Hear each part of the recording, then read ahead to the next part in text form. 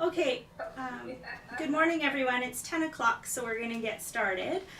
Thanks for joining us this morning. We have a number of sites joining us by video conference, so good morning. Thanks for joining us. And if you have any questions or comments, feel free to just take yourself off of mute and let us know what questions you have, and I can relay those to the presenters. Welcome everybody who's joining us on webinar as well. I'd like to start by acknowledging that the UBC Learning Circle is located on ancestral, traditional, unceded territory of the Musqueam people, and we feel really honored to be able to learn and share from one another in this beautiful space. I'd like to welcome you to today's session on Access RDSP, Financial Security for People with Disabilities. We have a number of presenters joining us today that are joining us remotely via webinar, so I'm going to let them introduce themselves. But first, I just want to remind all of our participants today that sometimes within this learning circle space, we talk about subject matter that may be potentially triggering or sensitive for you. So we encourage everyone who joins us to have your support network in place for yourself in case you may feel triggered. And so this may include having an elder or a friend or a family member, a counselor to talk to, or to use the crisis contact number 1-800-784-2433. My name is Miranda Kelly. I'm Stalo from Sewali First Nation, and I'm the education coordinator with the UBC Learning Circle, and I'm excited to get underway today. So at this point I will put myself on mute so you don't hear an echo, and I'll hand it over to our four lovely presenters today. Thank you, Miranda. Good morning and welcome. I want to thank you for taking the time today to attend our presentation. I know we've got individuals and organizations from all over BC today, which is very exciting. I would also like to acknowledge the territory on which we are presenting from. BCANS is located on the traditional territory of the Esquimalt Nation. And today we are going to be speaking about our project, Access RDSP.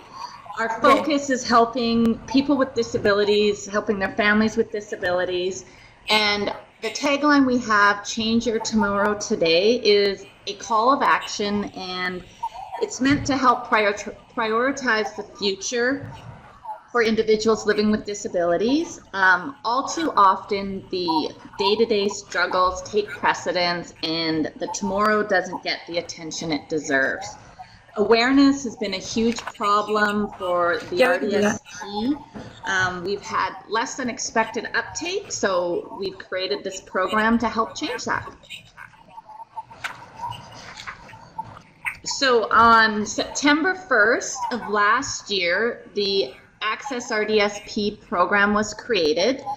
It involved Plan Institute, Disability Alliance BC, and the BC Aboriginal Network on Disability Society. We've launched a 4-year project, and of course it's called Access RDSP. Our mandate is to increase the number of British Columbians who have a registered disability savings plan, and we're doing that through various supports and services. This collaboration was made possible with the help of the Vancouver Foundation. We would not have started this project without the help of them, so yay! So I'm going to start by introducing myself and let you know what we're going to be covering off today. My name is Evelyn Hunchins, and my role, I'm an Indigenous RDSP navigator for the BC Aboriginal Network on Disability Society. I'm going to be letting you know about the services and the great work we do here at BCANS, and I'll also let you know what me and my colleague, Kelsey Finley, say hi Kelsey, what Kelsey and my role is here at BCANS. We have also Selena Dewar, and she's with Disability Alliance BC, and she will be letting you know what Disability Alliance BC does and what their organization's focus is. And we've got Judith Takats, and she's from Plan Institute, and she'll be introducing Plan organization and what their role is as well. So along with what we do, we're going to cover off all the important information you need to know about the RDSP program. So we're going to talk about what the RDSP is, how it came about. We're going to talk about the benefits of the RDSP, so why you might refer clients to us if you're an organization, and why you would want to open one if you're an individual. We're going to tell you what you need to set up an RDSP. We're going to go into a bit of detail about the disability tax credit and why you need to have it. We're going to talk about a great program called the Endowment 150, and then we're going to have a question and answer period at the end. So we've got a little over an hour to do that, and if you don't mind saving questions about the program and the presentation to the end, then we'll be able to answer them without interrupting the program, and we'll be able to actually speak to you and you'll be able to see us. So I'm going to start by talking about the BC Aboriginal Network on Disability Society, or BCANS as we call it. As I mentioned, Kelsey and myself are the Indigenous RDSP navigators for BCANS. So we work alongside our Executive Director, Neil Belanger, and we work on the Access RDSP project together. The three of us handle all aspects of the project. Our role involves education, promotion, and the facilitation of the RDSP. And we work across BC with all different Indigenous communities. We provide resources and assistance, so we help with social insurance applications. We can do tax returns. We help out with the disability tax credit applications, and of course, opening the RDSP. The reason why our organization came into effect, we're the only organization of its type in Canada. We're a not-for-profit organization, and we've been around for over 25 years. But BC has the second highest Indigenous population in Canada, and we have the highest number of First Nation communities in the country. We're almost at 200. And regardless of age, the Indigenous population in Canada experiences a disability rate twice that of the non-Indigenous population. So really important that we have our organization out there to help out. There's minimal understanding of the difficulties, limited resources, and jurisdictional and mandate issues that are experienced by this segment of the population. They've become the invisible members within the province's disability sector. And we estimate that there's over 50,000 people in BC that live with a disability. So for that reason, BCANS was created, and that's one of the reasons me and Kelsey are here today. So I am going to turn over to Selena, and she's going to let you know about Disability Alliance BC. Good morning, everyone. My name is Selena, and I am a tax advocate with Disability Alliance BC. We are also a non-profit organization that's actually been around. This is our 40th year, so I'm really excited about that. We're there to support people all over BC who have disabilities, obviously to live with dignity and independence and to be full and equal participants in society. So the work that I do, and that's part of this project with BCANS and with Plan Institute, revolves around helping people with their applications for the disability tax credit. But I also file a lot of tax returns, which allows people to keep it's necessary for them when they open their RDSP, they need to have their taxes up to date. So that's what I do, that's exclusively what I do. But our office also helps people if they want to apply for provincial disability benefits or for the Canada Pension Plan. So there's a lot of service that we can offer, and I welcome anyone to contact us if they need help. So I'm happy to be here this morning and with my co-presenters, and I'm going to introduce Judith Takash to talk about Plan Institute's work.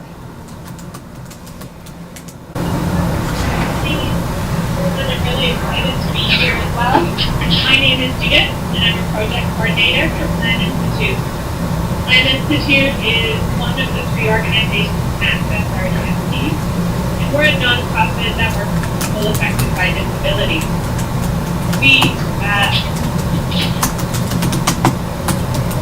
work on community-based projects, we offer a suite of learning initiatives, and we advocate for policy reform. Specific to today's webinar, there were a few resources that I wanted to talk to you about. Our website, RDSP.com. We offer this key resource, which has a free tutorial, a step-by-step guide to opening an RDSP and an RDSP calculator. We also have a free hotline, which is a confidential one-to-one support and information hotline, which has information about the RDSP and other future planning topics. And we offer other workshops and learning sessions. Feel free to check out our website for more information. Okay, back to you, Evelyn. Sorry about that, just had to unmute my microphone. So I'm going to talk to you about why does the RDSP exist. So the RDSP was first introduced back in 2008, and it was introduced by the late Finance Minister Jim Flaherty. In 2001, it was estimated that 3.6 million Canadians, or 12% of the population, experienced some limitations in their everyday activities because of physical, psychological, or health conditions. Next to social isolation, poverty is the biggest barrier felt by disabled Canadians. For too many Canadians with disability, living solely off of social assistance from the government, the Persons with Disability benefit provides less than $1,000 per month. So that's quite inadequate for a lot of people because there's such high housing rates and there's extra expenses that people experience because of their disabilities. The RDSP was created to help change that. It's a way for people with disabilities to start saving for their future. RDSPs were created to reduce the financial burdens experienced by so many families in hopes that individuals with disabilities can become more independent. The goal of the RDSP is for all Canadians with a disability and their families to be able to participate in a better future. The RDSP targets families of all income levels, including those who have significant resources and are clearly able to save for the future, and as well those that have limited ability to save, and also for those that would find it very difficult or impossible to save at all. The RDSP helps eliminate two major hurdles with the Disability Social Assistance Program. First, it removes the asset limits which determine eligibility for assistance, and it eliminates the clawback and the disincentives to save for your future. This kind of freedom didn't exist in the past when there would always be clawbacks and penalties. The RDSP is a tool to fight poverty that puts money directly into the bank accounts of Canadians with disabilities. It does so by giving people control over their expenditures and by providing added financial security in older age. So we're going to talk about RDSP benefits. So we now know that the RDSP is a savings plan designed to help adults with disabilities or parents of children with disabilities. You can think of it as a pension plan for those with disabilities. So let's talk about the benefits of the RDSP. First, the money in an RDSP is exempt as an asset. So what that means is it won't affect eligibility for provincial income tested support programs, such as persons with disabilities. Also, money out of your RDSP can be used for whatever you want. Since it's similar to a retirement savings plan, you have control over your money. If your income is low enough, contributions out of your own pocket aren't required. So there's lots of misconceptions about the RDSP, such as a lot of people think that you have to put money into the plan to be able to get any benefit or help from the government, but that's not true. People with disabilities are often unaware that they can get thousands of dollars without having to make any contribution to their own plan. For those that have not yet opened the RDSP, the federal government allows a 10-year carry forward of unused bonds and grant entitlements. And since RDSPs have been around since 2008, you can claim those unused grants and bonds going back all the way to 2008. So some people may be eligible for up to $9,000 just by opening an account. So it's very exciting and important we get this information out. So now I am going to turn over to Kate, and she's going to go into a little more detail about the grants and bonds and a few other important things about the RDSP. Thank you, Evelyn. So as Evelyn said, I'm one of the Indigenous RDSP navigators here at BCANS. We're located in Victoria. What I'm going to do first is just kind of run through a little bit of an overview of what the grants and bonds are. So one reason that the RDSP is so unique is because individuals who open RDSPs can receive government grants and bonds worth as much as $90,000 during a person's lifetime. The grants and bonds can provide up to $4,500 a year depending on eligibility. There's no annual limit on how much can be put into the plan, but there is a lifetime contribution limit of $200,000, not including the grants and bonds that the government puts in. The contributions put into the plan are not tax deductible, but the income earned inside the plan is allowed to grow on a tax sheltered basis until the funds are withdrawn. And I'm going to go over the grants and bonds in a couple minutes here in a bit more detail. So beneficiaries and plan holders. When someone sets up an RDSP for a beneficiary, anyone can contribute money to it as long as the plan holder gives them written consent. The simplest way to open up an RDSP is if the beneficiary is an adult and is legally able to open up the account and enter into a contract. But for adults with disabilities that are unable to enter into a contract, a qualifying family member, such as a spouse, a common law partner, or a parent can become the plan holder. That person will then be in charge of setting up and managing the RDSP for the person. If the RDSP beneficiary is a minor, a parent or an authorized guardian can open up the RDSP on their behalf. However, when the child becomes an adult, they must take over the account unless their disability prevents them from doing so. So, qualifying to open up the RDSP, so an adult or child can become a beneficiary if the following criteria are met. So you have to be eligible for the disability tax credit, which Selena is going to talk about later on in the presentation. You have to have a valid social insurance number. You need to be a resident of Canada when the plan is opened, and you have to be under the age of 60. And you don't have to be a resident of Canada to receive benefits, but you have to be a resident when the plan is opened.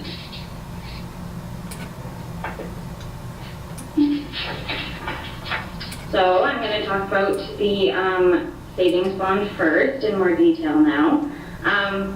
So this is really good for people who are lower income because the RDSP provides it's called the Canada Disability Savings Bond. And on our slides, our numbers are a little bit off. Judith let me know this morning. We had based our numbers originally on what it was for 2016, but now the 2017 numbers are out. So they haven't changed too much, but I'll just let you know what the changes are. So this, on the slide, you'll see it says that that the income thresholds for they were in 2016 $26,364 or less. The RDSP will receive a bond of $1,000 a year. The limit or the income amount is actually $30,000 for this year. So it's gone up about almost $4,000. So for incomes between $30,000 and $45,000, $916, the grant will be reduced proportionately. And the lifetime limit for bond payments is $20,000. So the beneficiary is no longer eligible for grants and bonds after December 31st in the year they turn 49. So even though you can open up the account before the age of 60, December 31st in the year you turn 49 is the cutoff for getting any of the grants and bonds.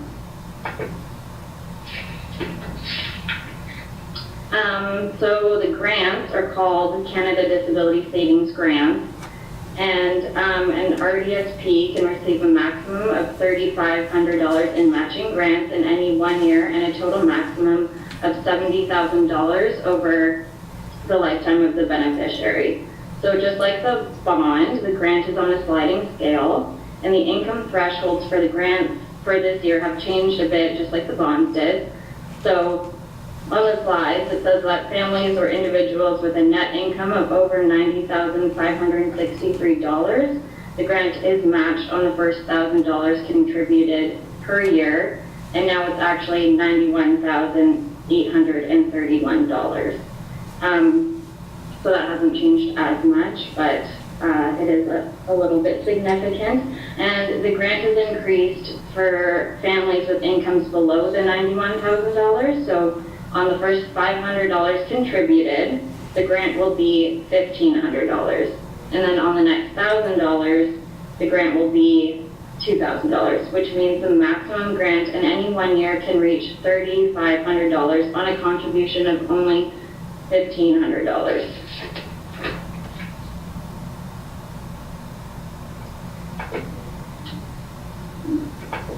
There we go. So how do you get money out of your RDSP? If the federal government contributed more to your RDSP than you did, which includes your family and friends, what they can put into the account, then you're limited to the amount that you can withdraw per year. When you take the money out of your RDSP, you can use it for whatever you want, since, like Evelyn said, it's like a retirement savings plan. But there are a couple very important things to remember. So if you received the grant or bond, there is a holdback period of 10 years from the year of the last grant or bond deposited. So that means if you had a grant or bond deposited from the government into your account, you have to wait at least 10 years to take any money out. And you can take out money out of the RDSP in two ways. One way is the disability assistance payment, which is a payment that can be made on request to a beneficiary. And the other one is the lifetime disability assistance payment, which is a payment that once started is payable annually until the death or plan termination.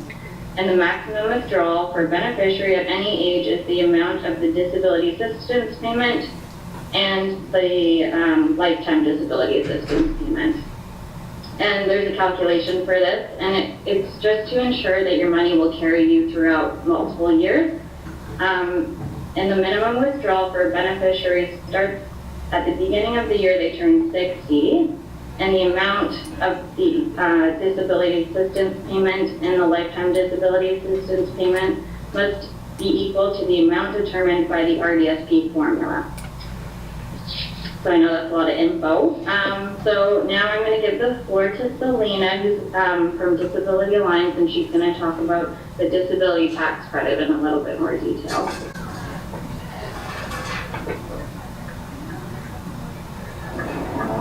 Hello again, everyone.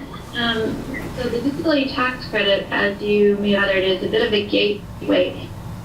It is necessary to have qualified for it to open an RDSP. There are other reasons someone might want to have a disability tax credit, and those are in the slides as well. But I think for today's purposes, it's really important to know that it's not an automatic. So even if you qualify for CPP with disability or for PWD, you still have to apply using the certificate form on the Revenue Canada website, and BCANS and my organization, Disability Alliance, can help you with your application. And I'm just gonna, here we are.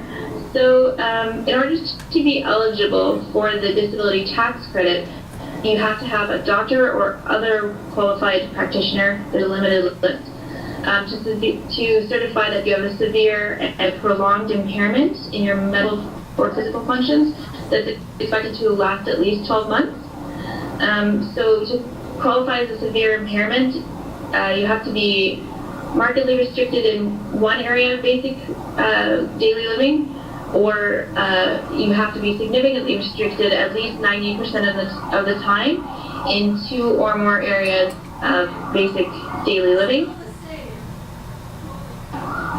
The areas that the Canada Revenue Agency looks at are also here on the slide.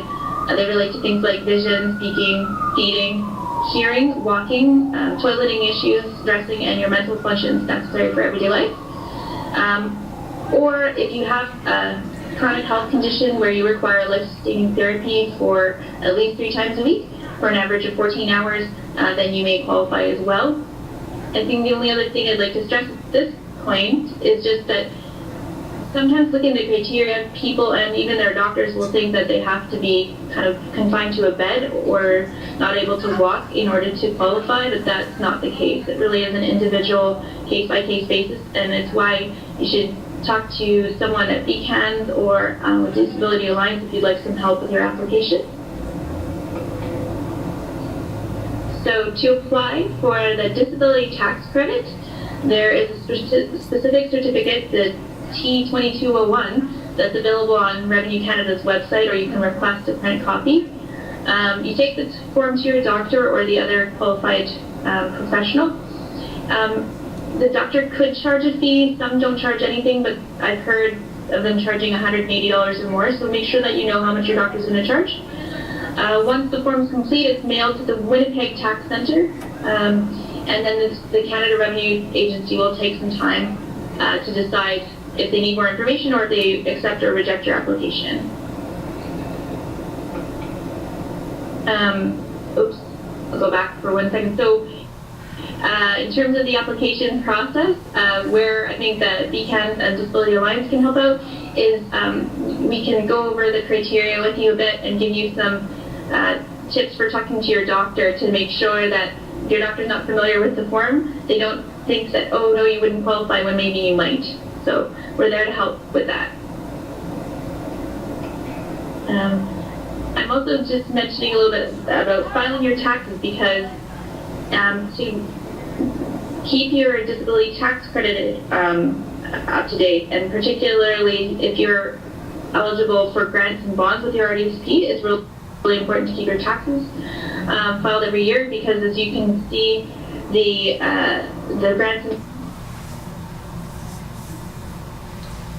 bonds are based on your income levels. So you can get free help lines or other free voluntary clinics.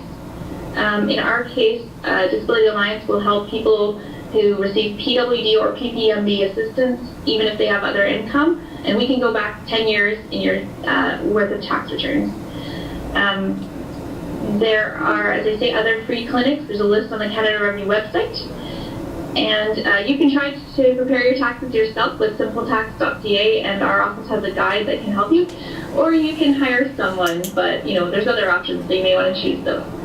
And with that, I'm going to turn the table over to Judith and Plan Institute to talk about Endowment 150.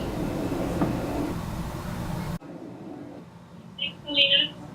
The Endowment 150.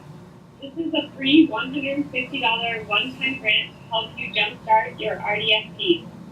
Every child living in BC who has an RDSP is eligible for this grant, which we're very excited about.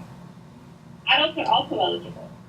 Adults under the age of 60 living in BC with an RDSP and who have low income are also eligible to apply.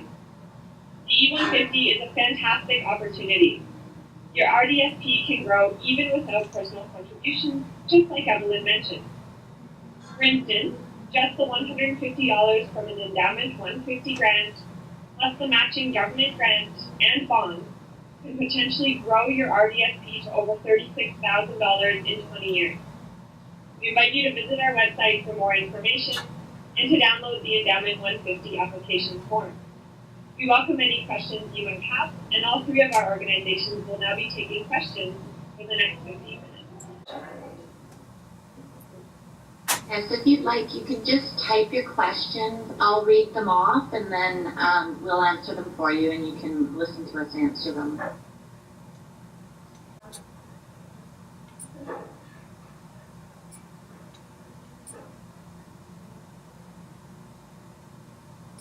So Gina asks, she says she's over the age of 50 and does she still qualify to register or sign up for these benefits? So as Kelsey mentioned, once you're 49 and by December of the year you turn 49, when you have an RDSP, you wouldn't qualify for any of the grants or bonds. You still can open the RDSP and you can still make contributions into the RDSP. And one example of where that might be a benefit is, say you were getting an inheritance from a parent that has passed away, and if you were on persons with disability and your savings were over the threshold, you would be cut off of your persons with disability, but you could still put the funds into the registered disability savings plan and they would be sheltered and you would still qualify for your persons with disabilities. So there is still benefit of having the RDSP after the age of 49, but to qualify for the free grants and bonds, no, after the age of 49 you wouldn't. I know that our executive director, Neil, is advocating to change that rule to allow people that are over the age of 49 to backdate and still qualify for grants and bonds, but as of right now, that is not the case. So I hope that answers your question. Anessa asks, does the person have to have the PWD status? What if the person has never been on income assistance? Are these programs still available to those not receiving income assistance? Kelsey, would you like to answer that question? Sure. Okay. So you don't have to have PWD status to open up the RDSP. You just need the disability tax credit, social insurance number, and to qualify for the grants and bonds, your taxes need to be filed up to date. But if I'm not mistaken, to get the endowment 150, I think you have to have been on social assistance. Judith, do you want to talk about that? So originally the criteria had been that you had to have been on income assistance, but we recently made a change in the last month, so very recently, that any adult with low income, so either you've been on income assistance or you have income below $25,000 per year. And if that is the case, then you just have to send in proof of that income, so a notice of assessment, and you would be eligible and successful as well. So I've got another question from Pam, and she asks, can a person with a diagnosis from the age of 5 from Queen Alexander, do they qualify? He's never been on income assistance. He is graduating this year. So maybe I will let Selena answer that question because I think that relates to the disability tax credit. Okay. Okay, Tam, thanks for your question. It is certainly possible that the person who was diagnosed at the age of 5 and could qualify.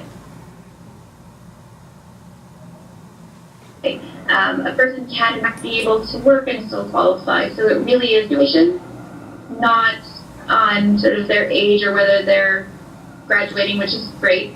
So he may qualify, actually.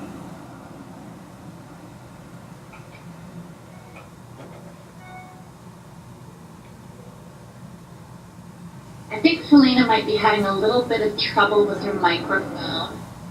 I'll just answer. I'll just answer a little bit about that. So the disability tax credit is designed to reflect how the disability affects the day-to-day life of the disabled person. So you don't get approved for the disability tax credit based on your disability itself, but it's based on how your life is affected by the disability tax or by the disability itself. So there are numerous different disabilities out there, like mobility, mental, neurological. So it really depends on how you document your disability. So there are lots of ways to qualify for the disability tax credit, and if you do have a disability, then by all means, we definitely encourage you to apply.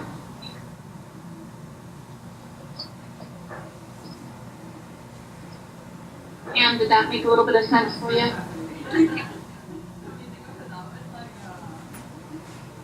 Perfect, great.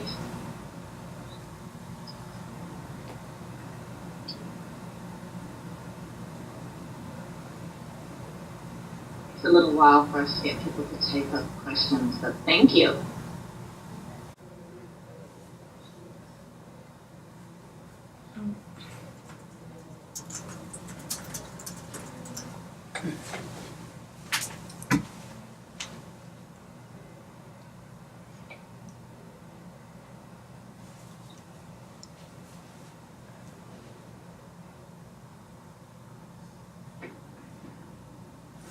Evelyn, you're on mute.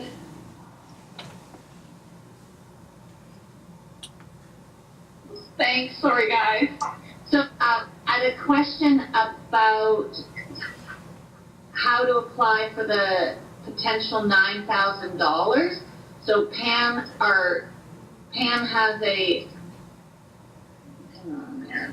client or an individual that has cognitive delays and has received the tax credit through the child tax ending this year and curious how to apply for the $9,000. So I'm not sure if you mean the tax credit through child tax if your individual has a disability tax credit or not. But if they have a social insurance number and they're resident in Canada, then if they apply for the disability tax credit and they're approved, they can go into their financial institution, either their bank or their credit union, and request to open the registered disability savings plan.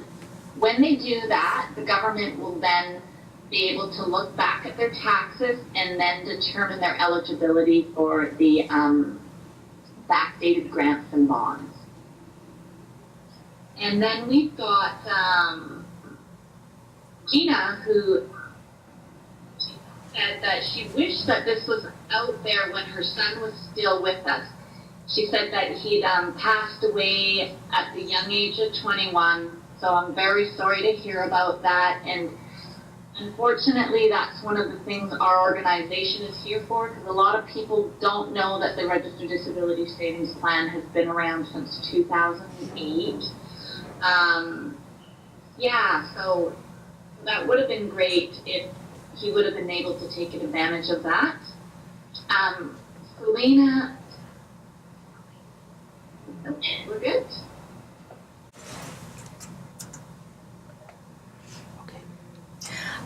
Thanks everyone. I just wanted to check in with the video conference participants and see if you have any questions on your end. If you do, please feel free to take yourself off of mute and let us know what your questions are.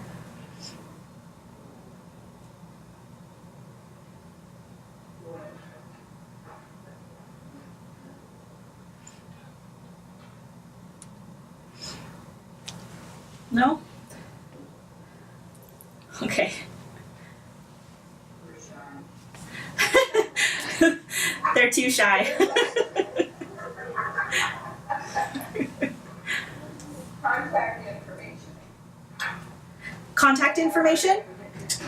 Yes, so we can make the contact information for all of the presenters available. I believe they have it on a slide as well, but definitely we can make that available, so if you want to follow up with them, you can. Okay. I was talking to people over 50 communities. I like chatting with people on the phone. So it offers more clarity for it. But thank you. Okay, thanks. I think Evelyn's trying to speak. All right.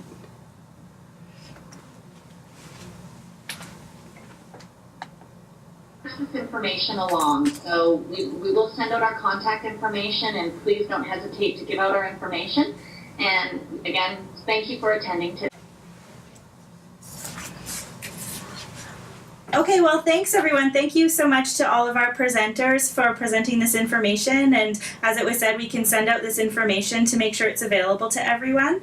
Also just want to thank the First Nations Health Authority eHealth team that helps us connect by video conference, and also the rest of the Learning Circle team that makes it possible for our sessions to occur. And thanks so much for joining us today. Have a great day.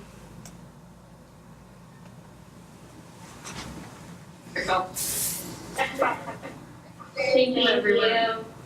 Thank you for being here.